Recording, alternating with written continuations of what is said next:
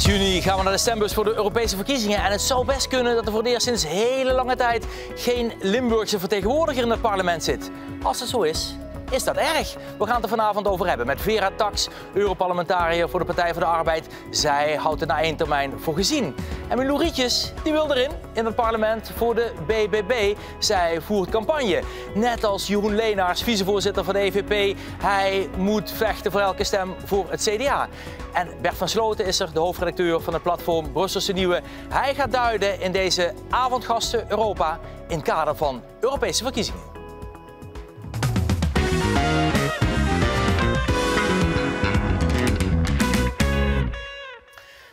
Ja, van harte welkom dus vanuit het Europees Parlement hier in de ban van de Europese verkiezingen. Hier richting het Luxemburgplein wordt er al opgeroepen om in ieder geval te gaan stemmen. En er wordt ook al met een half oog gekeken naar het hoofdlijnenakkoord in Nederland. Daar gaan we vandaag natuurlijk uitgebreid over hebben. Met onder andere Milou Rietjes, van harte welkom. 24 jaar in Limburg gewoond. Kiffer in het plat vandaag. Zeker, ik kan ook gewoon lekker in het Limburgs kallen. Ja, ken ook? Ken ook, alles ken. Je hebt nu ook een campagne voor de BBB. Wat kom je nu tegen onderweg? Waar spreken mensen jou op aan? Ja, waar wij met de BBB mee bezig zijn, is dat wij echt het land ingaan in Nederland. We hebben heel veel verschillende bijeenkomsten her en der en daar spreken we echt de lokale mensen. In Zeeland hebben we er geloof ik een stuk of 5, 6 al. Ja, en daar hoor je vooral eigenlijk enerzijds dat mensen eigenlijk niet echt een idee hebben van wat is dat nou eigenlijk Europa? Dat zie je natuurlijk ook terug in de lage opkomsten elke keer.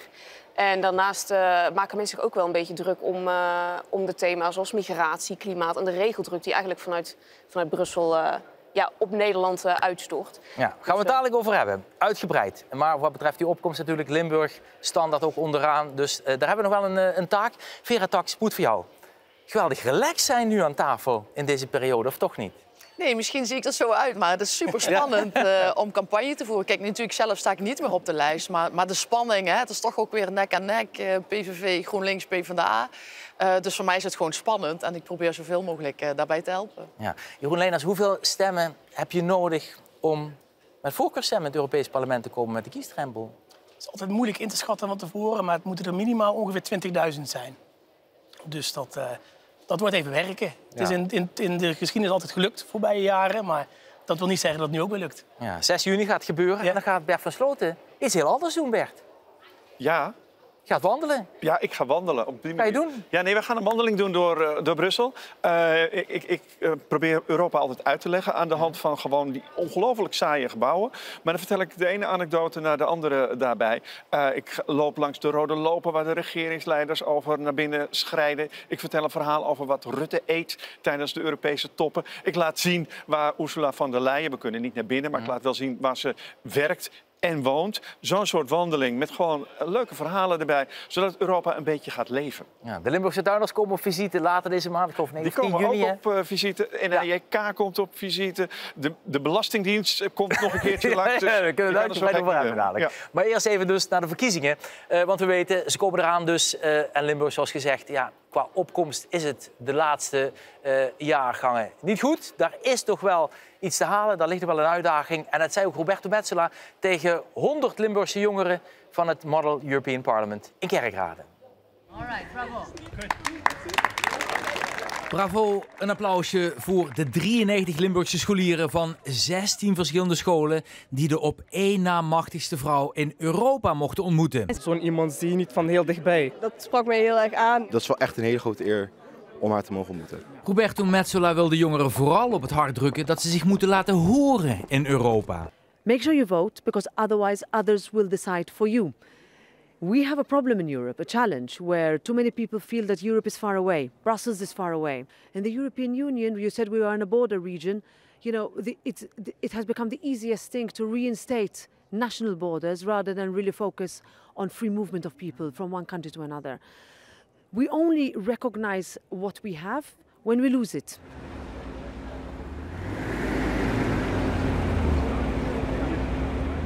Ja, dan gaat Roberto Metsola dus naar het bezoek aan al die jongeren. Milou Rietjes, was jij als 16, 17-jarige ook al geïnteresseerd in de Europese politiek? Ik denk niet dat ik op die leeftijd echt zozeer heel actief geïnteresseerd was. Ik heb na mijn middelbare schooltijd eerst een jaartje in de VS doorgebracht. heb daar nagedacht van, ja, wat ga ik nou met de toekomst doen? Toen heb ik besloten om European Studies te studeren. Dus daar zit toch al een hele politieke richting ook in Maastricht.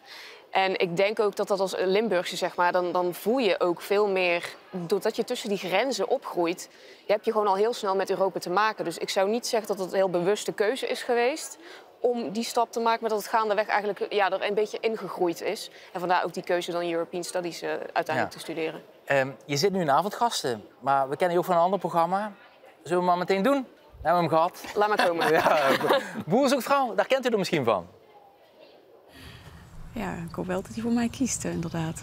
Ja? Ik vind het wel heel belangrijk dat hij gewoon een goede keuze maakt. Ik hoop wel dat hij voor mij kiest, ja. Ben jij de goede keuze, denk je? Qua persoonlijkheid denk ik wel, ja. Heeft deze boer zijn vrouw gevonden? Ik denk het wel. Ja? Dan mag je zeggen wie jouw vrouw is. Milou. Leuk, ja. Heel blij.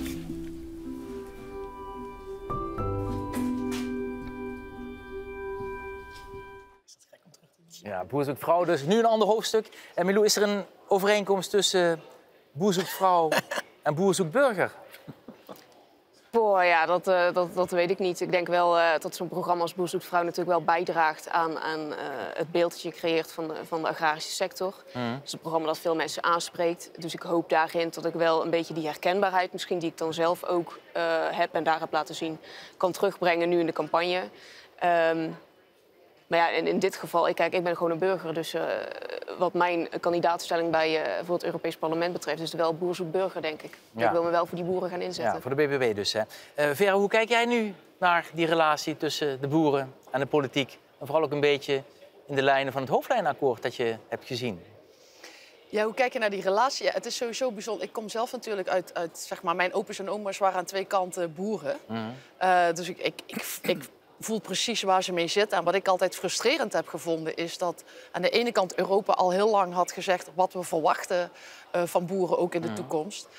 Maar dat Nederland als land dat een beetje naar achter heeft geduwd. En toen het 5 voor 12 was, dan wordt het soort van onmogelijk voor mensen om het uit te voeren wat van ze verwacht wordt. En dat vind ik spijtig. Dus ik snap dat boeren dat lastig vinden. Ik ben wel blij, wat ik begrijp ook in Limburg, dat daar gewoon heel veel boeren relatief ontspannen erin zitten en zeggen van ja, die transitie, dat kan wel en dat willen we ook vrijwillig doen. Volgens mij is daar geen of nauwelijks sprake van dat boeren daadwerkelijk hun bedrijf tegen hun zin zouden moeten afsluiten. Dus dat is positief, denk ik, voor Limburg. Ja, maar dat is ook natuurlijk een van de hoofdthema's in deze verkiezingen.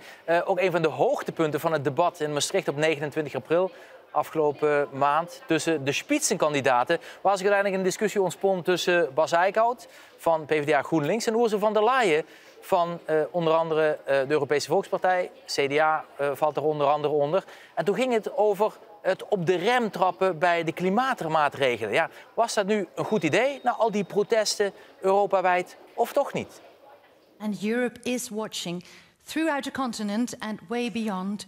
More than 95 watch parties are being organized where people come together to watch this debate.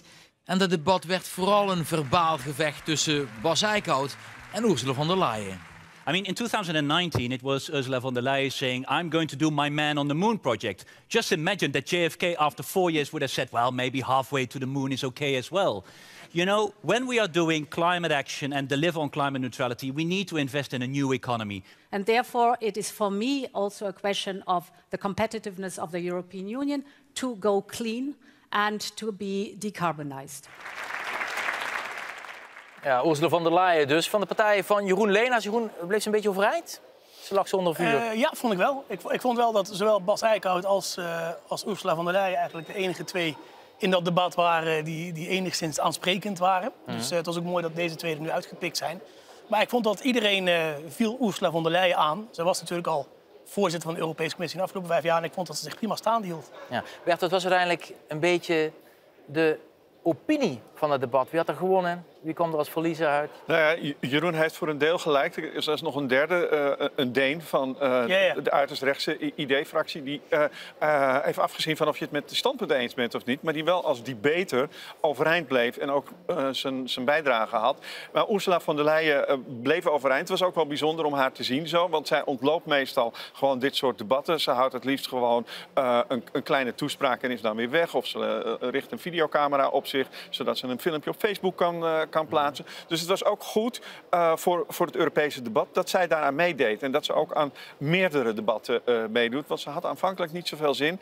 Maar daarvoor moeten we volgens mij Jeroen bedanken, want die heeft op erin gepraat, heb ik begrepen. Ja, die heeft er een stukje vlaai voor geschoten, maar daar gaan we het daar nog over hebben. Maar laten we eerst even gaan naar de serieuze zaken. Bijvoorbeeld het hoofdlijnenakkoord in Nederland, waarin onder andere staat van ja, wij moeten misschien snijden in die Natura 2000 gebieden. Want Nederland zit in een stikstoffuik, we hebben te veel Natura 2000.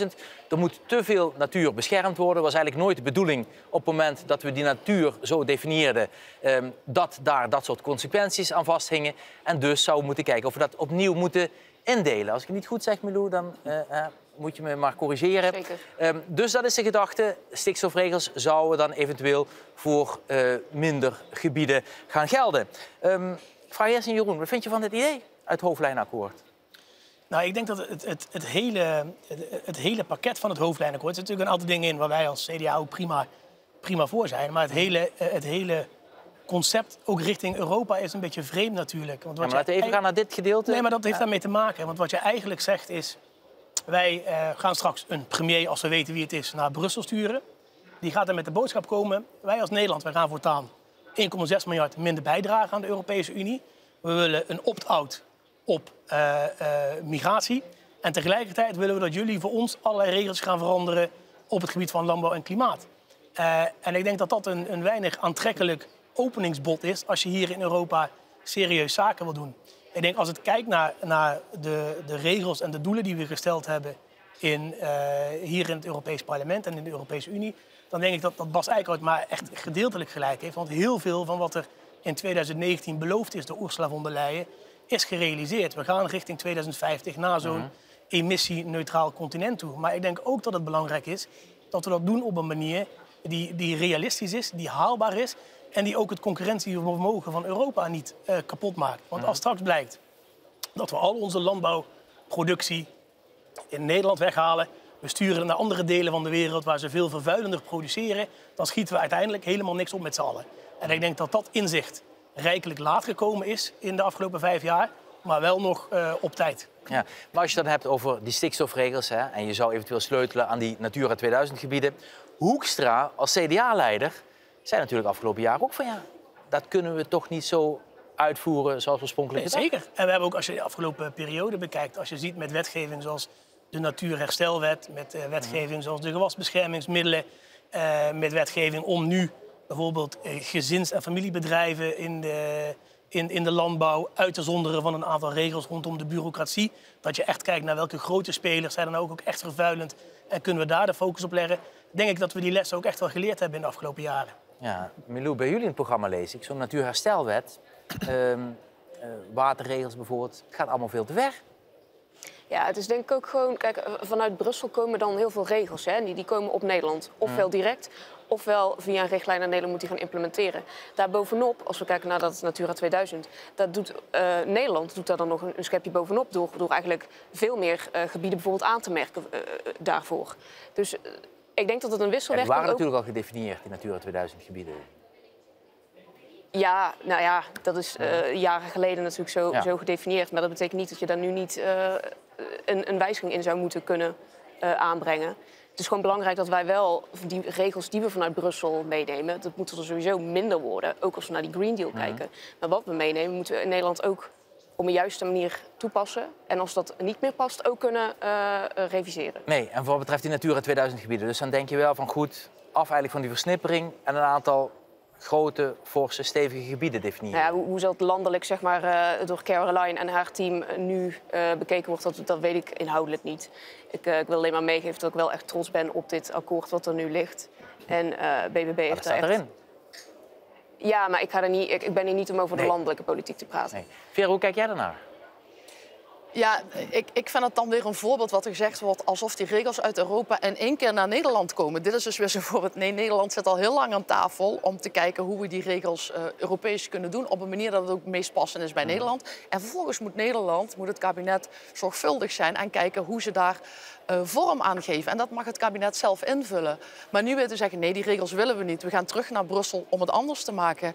Ja, wat je alleen maar doet, is het zeg maar uitstel. En dat uitstel gaat boeren en andere ondernemers niet helpen. Of zelfs het terugdraaien van ambities. Bijvoorbeeld klimaatambities, innovaties die gedaan worden. Of het nu gaat over warmtepompen. Daar help je de maakindustrie niet mee om dat soort zaken terug te draaien. Omdat je denkt dat je de kiezer daarmee pleest. Maar in de end zijn het de boeren, maar ook de maakindustrie, onze hele economie, die daar last van heeft. En wat ik zie aan het hoofdlijnakkoord zoals het nu zit. Hè. Wilders heeft gezegd, Nexit zet ik in de ijskast. Maar dit is gewoon een mini-Brexit. Dit is dus voorsorteren op, in Nederland gaat weer de zon schijnen.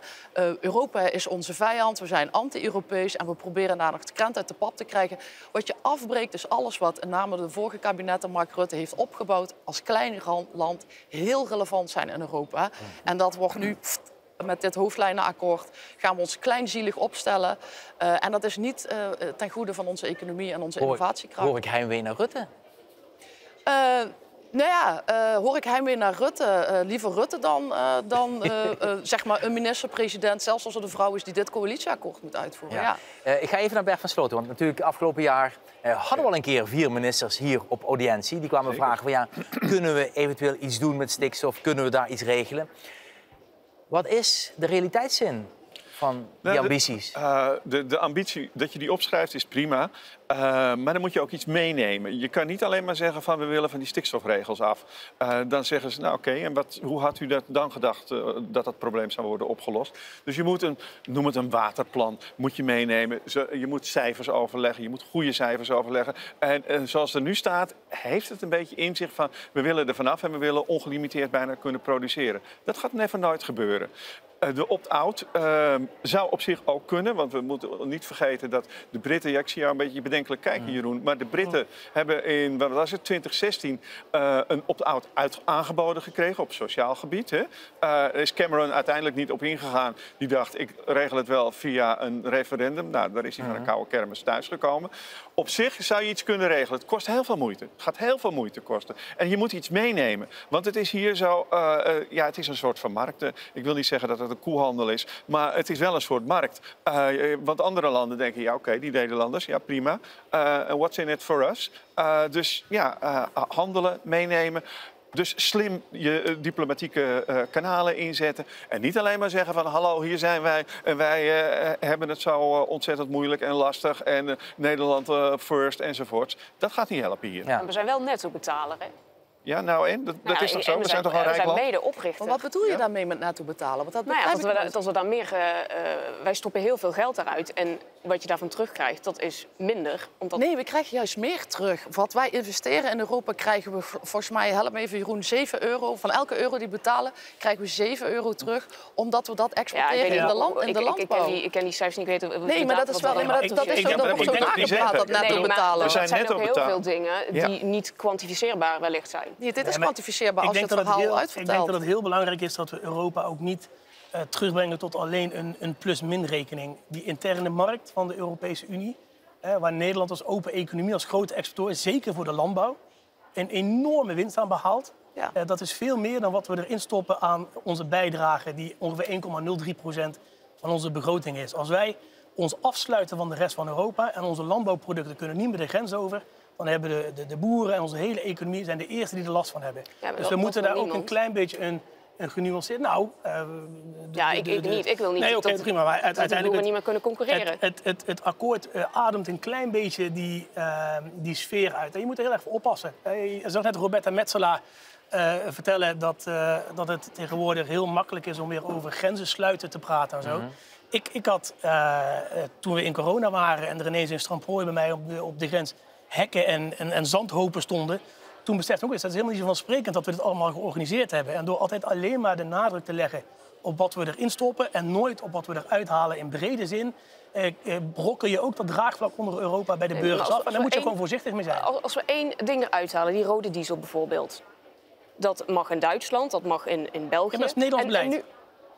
Ja, maar goed, dat helpt wel, dat draagt bij aan dat speelveld waar we het over hebben. Dat gelijke speelveld dat je moet creëren voor die boeren ook. Nee, zeker. Maar dan moet je niet met de vinger naar Europa wijzen, want dat is puur nationaal beleid. Nee, oké, nu stopt het maar we hebben het over het hoofdlijnenakkoord. Nee, maar ik vind dat ook niet, want dat is in Limburg. Als je in Limburg mensen spreekt die klachten hebben op Europa, één klacht is vaak ook wel, ja, Europa regelt wel in heel veel detail wat we hier in Nederland allemaal mogen en niet.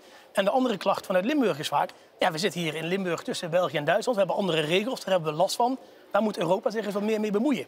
En ik denk dat allebei kan waar zijn, maar je moet het wel op een eerlijke en een gebalanceerde manier bespreken altijd. Ja. Ja, moeilijk is natuurlijk ook, hoorden we van hoogleraar Oenfried van de Universiteit Maastricht. Die zei deze week van ja, het probleem is natuurlijk ook een beetje, omdat er zoveel Europa rond Limburg ligt en omdat er zoveel wordt samengewerkt, gaat er ook veel mis. Dus dat komt dan vaak toch in de publiciteit. Bepaalt vaak het beeld. Speelt natuurlijk ook voor een deel mee. Maar laten we even gaan naar het hoofdlijnenakkoord. Want natuurlijk die nieuwe coalitie doet ook veel stof opwaaien hier in Brussel. Conform de stembusuitslag natuurlijk van afgelopen november was hier de aankondiging van Geert Wilders. We zullen keihard voor Nederland en al zijn inwoners gaan werken. En ik beloof Nederland wordt weer van ons. Dank u wel. Ja, duidelijke woorden dus inderdaad van Geert Wilders. En Jeroen Leenaars kent nog zijn historie van de partij. In 2010 zijn jullie ook met de PVV gaan samenwerken. Hoe kijk je nu aan tegen dat dilemma? Ja, nou, ik denk niet dat er veel mensen binnen het CDA met heel veel plezier terugkijken op het kabinet, het minderheidskabinet met Wilders als gedoogpartner. Ook omdat een van de risico's is, en dat zul je ook zien in dit kabinet straks als de partijleiders niet in het kabinet zitten. Ik kan me van de bewindspersonen van het CDA nog herinneren dat het heel lastig werd om beleid te maken als je continu Geert Wilders vanuit de oppositie gedoogbankjes in de Tweede Kamer had, die continu aan het schieten was. En dat is iets van waar de andere partijen die met Geert Wilders in de coalitie gaan, een manier zullen moeten vinden om daarmee om te gaan. Wil je dit kabinet stabiel maken voor de langere termijn? En ik denk uiteindelijk dat Nederland wel behoefte heeft aan een stukje politieke stabiliteit, ook richting de komende jaren. Ja. Bert van Sloten, hoe wordt er in Europa naar gekeken? Met verwondering, met verbazing en soms ook wel met politieke, hoe zeg je dat netjes? Nou, coleren, zal ik maar zeggen. Met name in Frankrijk bijvoorbeeld, hè, want daar heb je dus een strijd, weliswaar pas over 3 jaar, maar de opvolger van Macron en Marine Le Pen en haar partij maken daar toch wel op dit moment grote kans op. Dus die Macron, de liberalen, die doen er alles aan om zich af te zetten. Dat betekent dus dat in die liberale fractie, Renew heet die hier in Europa, de VVD onder vuur ligt. En sterker nog, dat is zo erg dat ze daar echt een heel serieus debat over gaan houden. Weliswaar na de verkiezingen, zodat de angel er een beetje uit is. Maar ik heb ze eigenlijk nog nooit zo boos gezien. In ieder geval nog nooit zo boos op de VVD gezien. Dus die lopen de kans dat ze eruit gezet worden. Dus dat is een beetje zoals er in Europa naar gekeken wordt. Van hoe is het mogelijk dat in Nederland partijen waarvan wij altijd hebben gedacht, die zijn heel pro-Europees. Die willen samenwerken ook in Europa. Nu opeens gaan samenwerken met een partij die erom bekend staat, tot voor kort, dat ze een exit wilden. Ja, dat is natuurlijk ook een punt dat voorbij kwam in het Maastricht-debate op 29 april. Waar Ursula von der Leyen nog even wat ruimte liet voor samenwerking met rechts. En de vraag kreeg van ja, maar als jij dat dan afhankelijk laat zijn van de stembusuitslag, wie sluit je dan uit? En geldt dat bijvoorbeeld voor partijen als de ECR, de conservatieven, of geldt het ook voor ID, voor de partijen bijvoorbeeld waar de Alternatieven voor Duitsland in zit en ook de PVV eventueel in zou komen, mochten ze terugkeren in Europa? Dit zei von der Leyen toen. And I want to be very clear. We will not allow that you destroy the European Union. We are stronger than you, and we will fight your interference with all means. My question is, are you really sure to work together with Maximilian Krah and all these people from AfD when they come back to the European Parliament? A definite no. These are the compatriots of him. Yes, so but it's a very definite important. no on my side. But it's if very I was not clear enough, now you hear it very clearly. Ja, een hectisch debat dus inderdaad in Europa, in Maastricht. Op dat moment van ja, wie sluiten we uit? Wie gaat er samenwerken? En hoe gaat dat?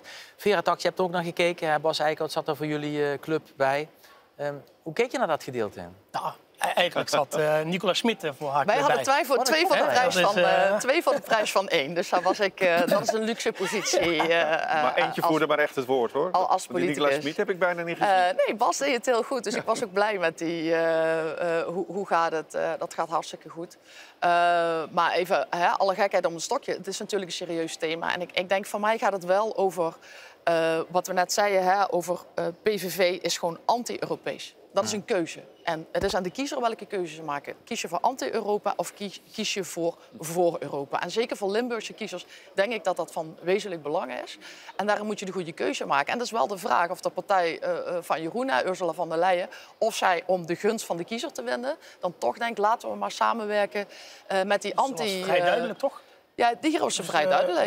Ja. Maar goed, dus dat geldt voor jou ook. Daar gaan we zeker niet mee samen. Ik denk, met alle respect ook, zelfs als je zou willen samenwerken met die partijen, dat kan helemaal niet. Dat heb jij de afgelopen 5 jaar ook meegewerkt. Met partijen als AFD, met de PVV. Met dat soort partijen kun je niet samenwerken, omdat ze niet geïnteresseerd zijn om beleid op Europees niveau te maken. Dus zelfs al zou je het willen, zou het niet kunnen. En we willen het ook niet. Punt. Nee, maar dat is dan heel fijn dat het duidelijk is. En des te zorgwekkender is het dus dat het nu in Nederland wel aan de hand is. En dat is dat een partij als de VVD, die nu terecht, ook tenminste ik vind het terecht, door de liberalen wordt gezegd, ja, wij willen dadelijk dan in de toekomst niet meer met jullie samenwerken.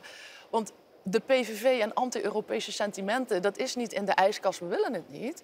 We gaan dat gewoon langzaam, op een nette manier, volgens de PVV, gewoon anti-Europees beleid alvast invoeren. En dat is wel wat je nu al ziet. Wat je nu ziet in het hoofdlijnakkoord, waar de VVD aan meewerkt, NSC, BBB.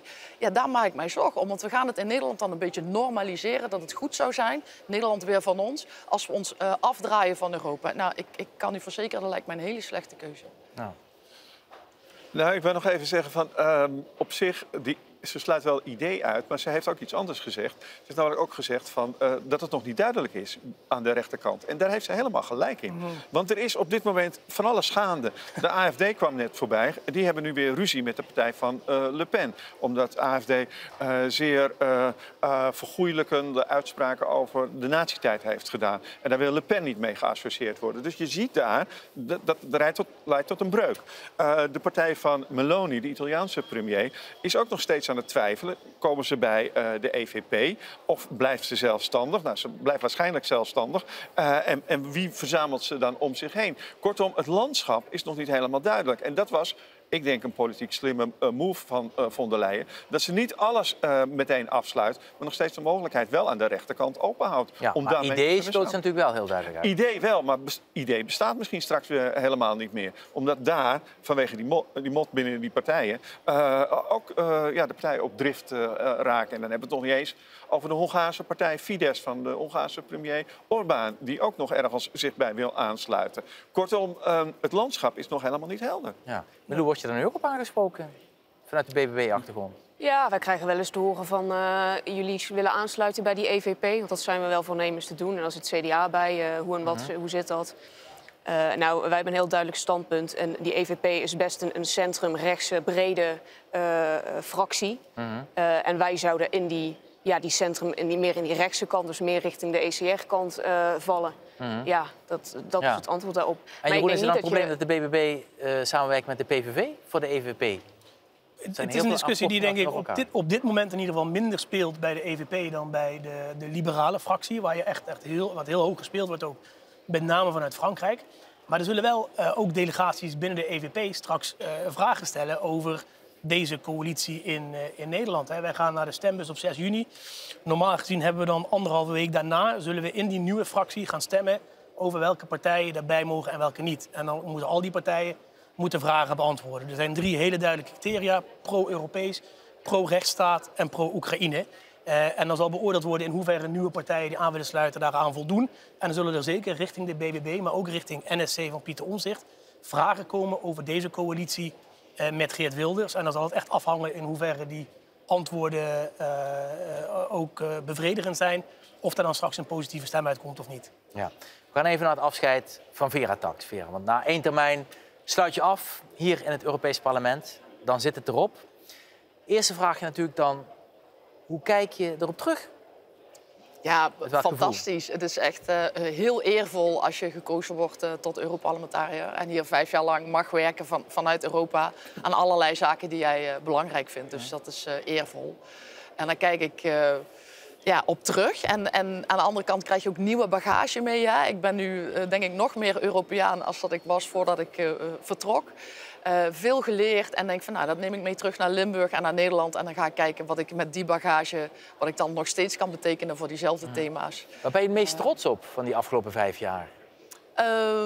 Op heel veel dingen, maar het meest trots ben ik op de wet voor schone scheepvaart. Want iedereen heeft het altijd, we moeten ons zorgen maken over de milieuvervuiling van vliegtuigen. Nou, de scheepvaart is net zo erg. Maar op de een of andere manier hadden die mega containerschepen zich altijd zo'n beetje verdekt opgesteld. Nou, die hebben we in die zin aangepakt. Daar hebben we voor gezorgd dat zij ook echt een bijdrage moeten doen. Langzaam, heel duurzaam worden. En ja, daar heb ik mee aan onderhandeld en daar ben ik super trots op. Ben ik voor in Korea geweest om uit te leggen, omdat ze in Azië nu ook kijken, oh jee, wat moeten we dadelijk in Europa gaan doen om duurzamer te zijn. Dus dat is ook eerlijk gegaan, zeg maar. Iedereen, elk schip wereldwijd moet daar aan een bijdrage leveren. Dus daar ben ik super trots op. Ja. En je gaf eerder aan van goed, de reden dat ik uit het Europees Parlement stap is onder andere mijn familiesituatie. En wil iets meer vrijheid creëren thuis. Wat ga je doen? Heb je een idee? Ja, vrijheid creëren thuis. Het is gewoon, zeg maar, mijn man heeft een nieuwe functie en is nu nooit meer thuis. En ik was al niet meer thuis. Hè? Ja, dus het is meer van, het is toch wel handig als er af en toe iemand thuis is om de koelkast bij te vullen. Wat ga je doen? Goeie vraag. Ik weet het nog niet. Ik wil dus doorgaan op de thema's waar ik me al jaren voor inzet. Transport, logistiek, maar ook politiek in het algemeen en vrouwenrechten. En ik ga me inschrijven als ZZP'er om te kijken hoe en waar ik die bijdrage kan leveren. En ik denk wel, mocht het kabinet tijdig vallen, dat ik me dan ook maar toch aanmeld als Tweede Kamerlid. Oh, interessant. Ja, het hoofdlijnenakkoord heeft me toch weer denk ja, kan dus in echt principe, niet. Frans kan bellen. Mocht het zover komen, dan ben je beschikbaar. Weet je, Frans kan me altijd bellen of appen. Maar nee, ik merk dat het hoofdlijnenakkoord me denkt van... Maar als Kim Putters premier wordt, mag hij ook bellen? Als Kim Putters premier wordt, mag hij ook bellen? Ik denk echt niet dat als Kim Putters premier wordt, mag hij mij bellen. Maar dat wordt niet zo'n gezellig gesprek. Nee, ben je boos? Nou, dat verwacht ik niet van hem. Nee. Hij was informateur, toch? Wat zeg je? Ja, maar dat begrijp ik vanuit zijn rol. Dat hij informateur is. Kijk, dat je kijkt hoe moeten we het zo inrichten democratisch. Dat begrijp ik. Maar dit hoofdlijnenakkoord uitvoeren, dat begrijp ik niet. Nee, spannend. Ik ga je wel vragen, is het belangrijk dat er een Limburger in het Europees Parlement blijft? Limburgse vertegenwoordiging? Dat denk ik wel. Of in ieder geval mensen die voeling hebben met hoe het is om in een regio te wonen en te werken.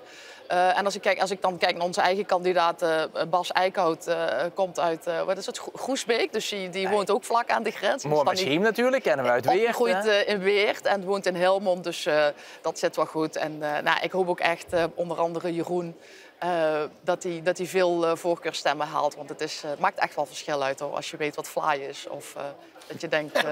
Ja, dat helpt wel. Ja, ik ga je even vragen, hè. We hadden het eerder in het begin van dit programma over die wandelingen. Ja. En dan komt natuurlijk ook het informele contact ter sprake. Het vertrouwen dat je onderling een beetje moet hebben. Wat ook vaak meespeelt in beslissingen, zeker in andere Europese landen.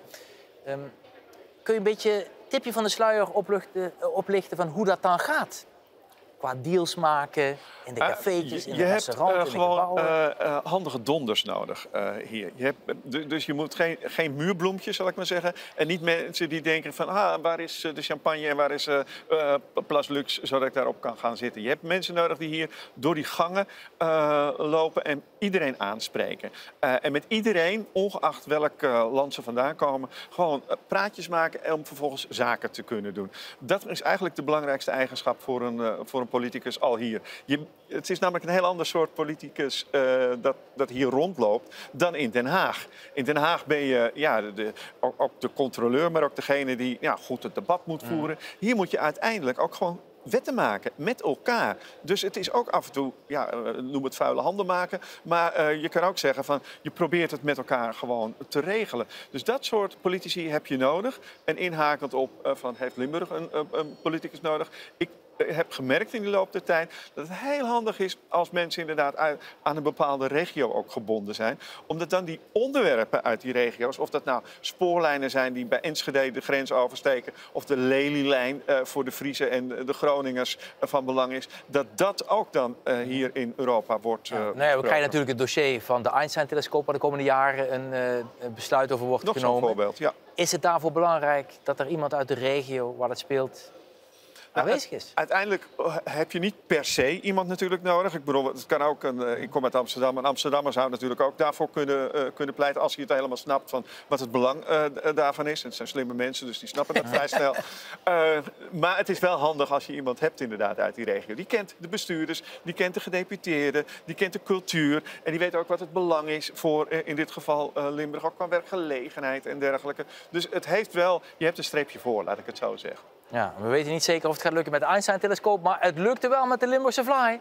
Want Jeroen Leenaars haalde Ursula von der Leyen naar Limburg voor abrikozen en rijsten. It's really good that you are here today. You're missing something. Yeah. There is Fly for everybody. Hey, you like it? I love it. It's wonderful.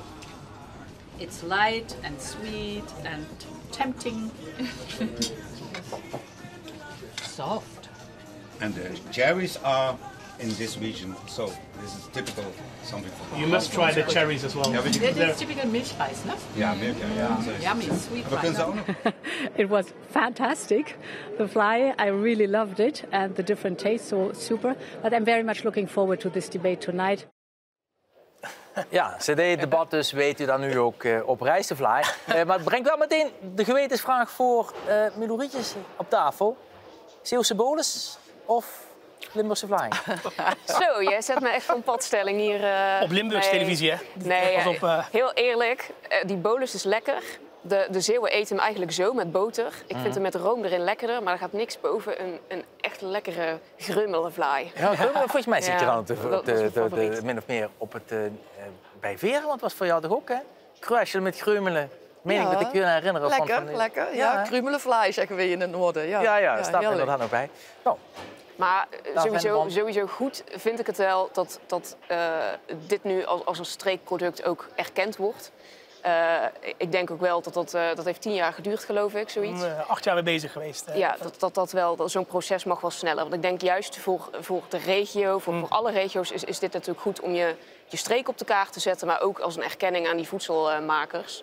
Dat echt een authentiek product is. Ja, en zo werd het ook zeker beleefd. En waar ook heel veel tijd in ging zitten, waren de belastingregels voor de grenswerkers in België en in Duitsland. We weten uit de coronaperiode, thuiswerken is ineens een fenomeen geworden. En hoe moet dat dan uiteindelijk met het afdragen van belasting? In welk land moet dat dan? Met België is er uiteindelijk een overeenkomst gesloten, maar met Duitsland is dat nog altijd niet het geval. En daarvoor was er een Limburgse delegatie in Berlijn om op regeringsniveau te overleggen over die belastingmaatregelen en hoe moet dat dan voor de grenswerkers. Jeroen Leenaars zit goed in dat dossier. Je bent ook natuurlijk actief geweest. Hoe is de status op dit moment van dat dilemma? Nou, de status is dat we het voor de sociale zekerheid geregeld hebben. Dat kan ook omdat we sociale zekerheid mogen we Europees coördineren. Dus er is een soort van verdrag gesloten met 16 lidstaten. Dat we meer ruimte geven aan grensarbeiders om thuis te werken. Zonder dat ze allemaal extra bureaucratie hebben. Omdat ze dan in het andere land de premies moeten betalen. Maar voor de fiscaliteit, voor de belastingen, daar heeft Europa geen bevoegdheden. Dus dat moet nationaal geregeld worden.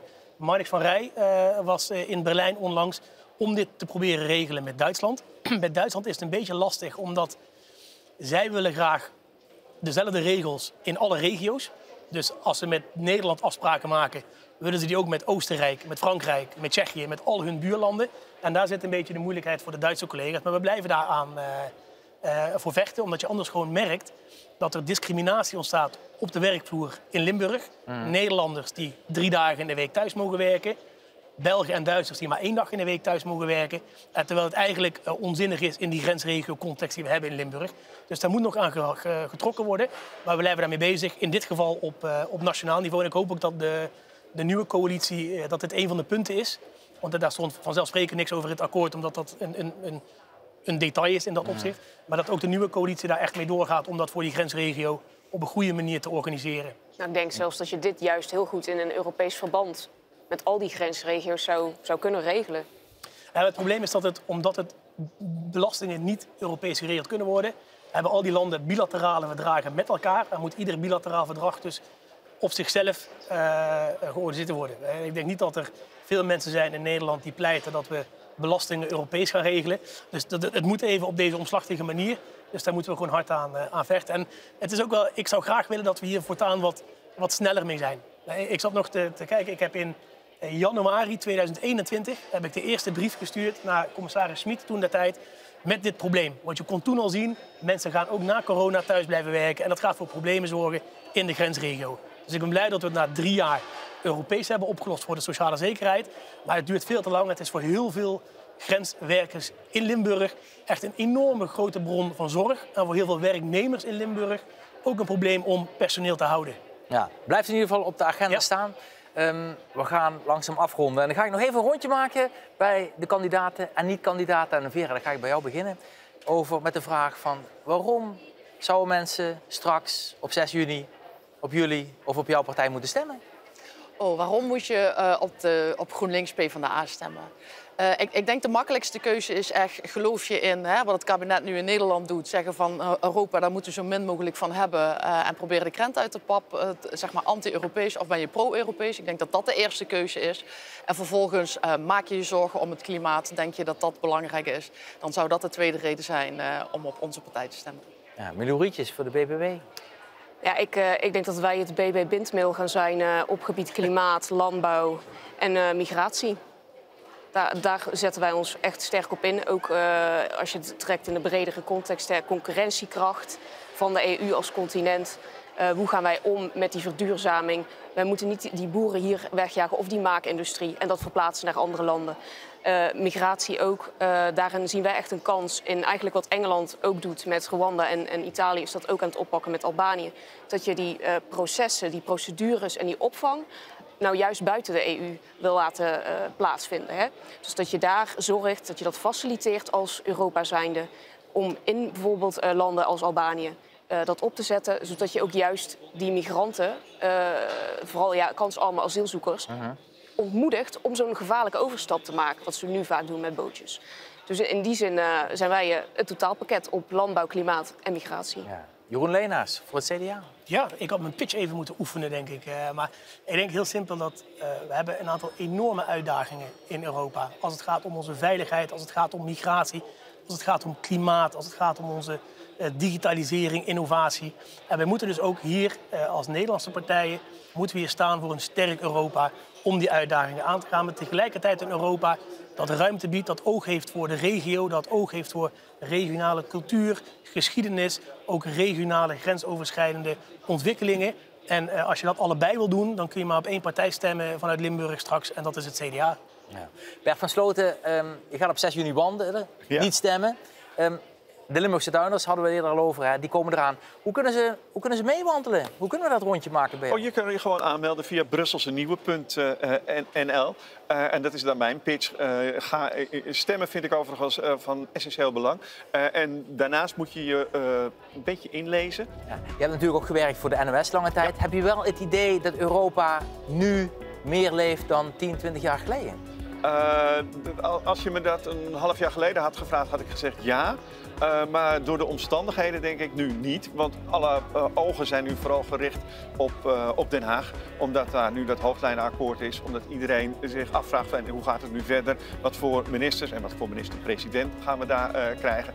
En dat is wel jammer voor de Europese verkiezingen. Want het gaat veel meer over de nationale politiek dan over de Europese politiek. En eigenlijk zou het moeten gaan over waar Europa over gaat. Waar ze wel over gaan en waar ze ook niet over gaan. En waar ze niet over moeten gaan. Dat soort vragen. Die allemaal ook hier wel aan de orde zijn gekomen. Dat zou beter zijn als het daar wel zo over zou zijn gegaan. Misschien hebben we vandaag, en daarvoor dank ik jullie allemaal met jullie aanwezigheid, een beetje in geholpen. Ja. U bedankt voor het kijken. We zijn er natuurlijk de komende weken nog met politieke debatten in het radioprogramma De Stemming. En natuurlijk in het L1 Nieuws tot 6 juni. Daar gaan we naar de stembus. Hele fijne dag. Dag.